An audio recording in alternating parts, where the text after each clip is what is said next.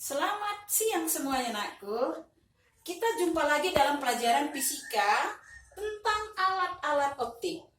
Sebelumnya kita sudah belajar tentang pembiasan cahaya menggunakan lensa, pemantulan cahaya menggunakan cermin.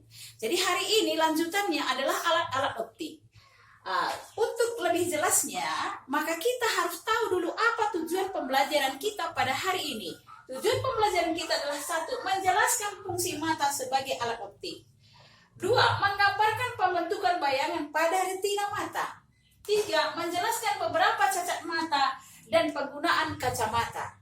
Itu tujuan pembelajaran kita, supaya tahu kita tujuannya. Oke, jadi alat-alat optik. Apa itu alat-alat optik? Yaitu alat-alat yang dapat membiaskan cahaya atau memantulkan cahaya. Itulah alat-alat optik.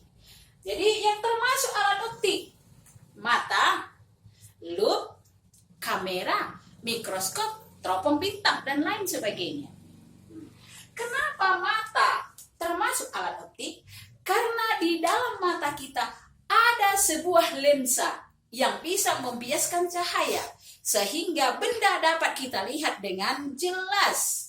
Jadi mata termasuk alat optik karena di dalam mata ada lensa yang dapat membiaskan cahaya, sehingga benda dapat dilihat dengan jelas. Itu alasannya. Bagian-bagian mata. Sebenarnya bagian-bagian mata ada kornea, ada iris, pupil, lensa, retina, dan lain sebagainya. Nanti Anda lihat dalam buku Anda ya. Baca apa fungsi bagian-bagian mata tersebut. Jadi yang berkaitan untuk hari ini yaitu tentang lensa mata. Lensa mata kita berbentuk cembung. Nanti perhatikan mata kawannya, pasti berbentuk cembung.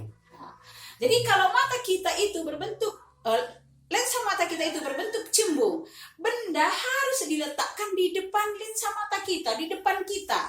Bayangannya jatuh pada retina mata. Itu syaratnya, kalau benda dapat kita lihat dengan jelas, bayangannya harus jatuh pada retina mata. Sifat bayangan yang jatuh pada retina mata kita itu sejati, terbalik, diperkecil. Jadi supaya bayangan itu seperti itu sifatnya, maka benda seperti inilah. Ini benda, ini lensa mata kita, lensa positif. Ini bayangannya. Nah, jadi benda ini harus berada di ruang 3. Bayangannya supaya sifatnya sejati, terbalik, diperkecil, bayangan itu harus jatuh di titik retina mata, berarti di ruangan 2. Ini ya. Dan ini depan lensa, ini belakang lensa. Ini lensa mata kita. Nah, sudah jelas itu kan aku? Ya, kita masuk. Ini daya akomodasi mata. Apa itu daya akomodasi mata?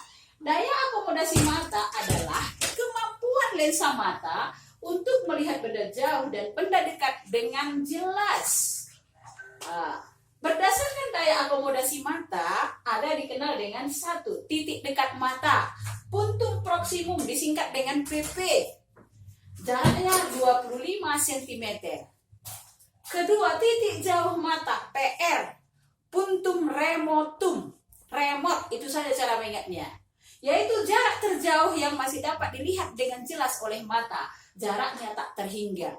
Jadi kalau kita gambar seperti ini dia. Ini lensa mata kita. Ini titik dekat mata kita, 25 cm. Dari sini ke sana, ini terjauh, melihat bintang. Berarti itu titik jauh mata kita. Tak terhingga jaraknya ya. Seperti ini. Oke. Untuk mata normal, berarti bisa melihat benda dekat, bisa melihat benda jauh. Seperti inilah gambar. Nah, jadi ini melihat benda jauh.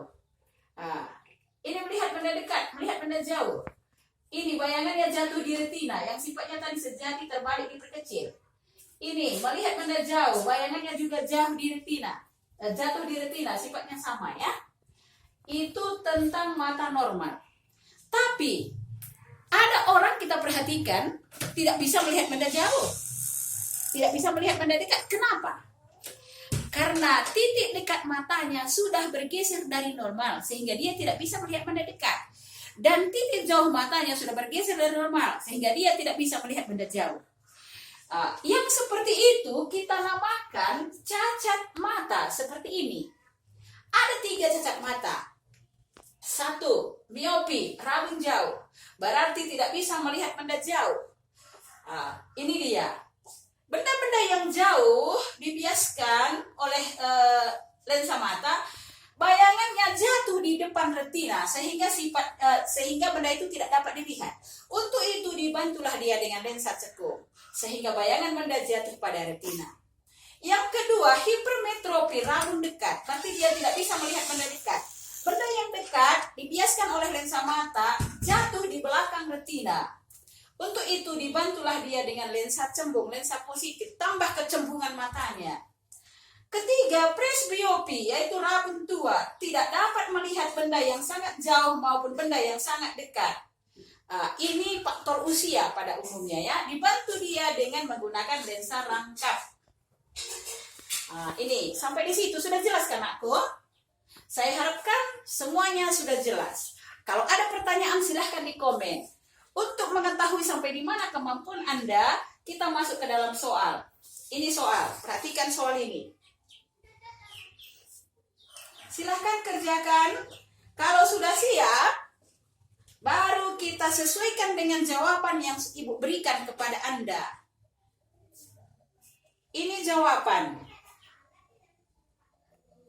Kalau sudah benar, berarti nilai Anda semua 100. Kalau masih ada kurang, di mana kekurangan Anda, periksa. Untuk latihannya, saya berikan juga soal PR kita yang ini.